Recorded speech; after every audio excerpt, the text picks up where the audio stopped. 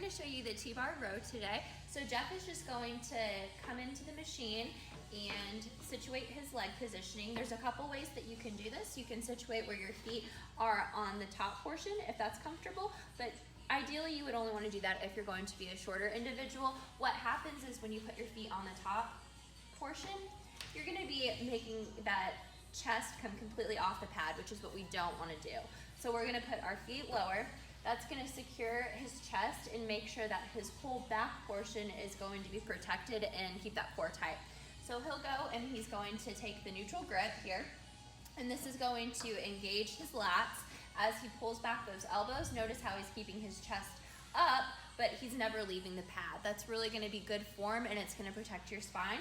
Now what you can do is you can reset and take another grip, which is going to also engage your lats, but at a different angle. This will be focused a little bit lower on that lower region of your lats. You're still having that same good form where you keep that chest upright, that body completely glued to that pad.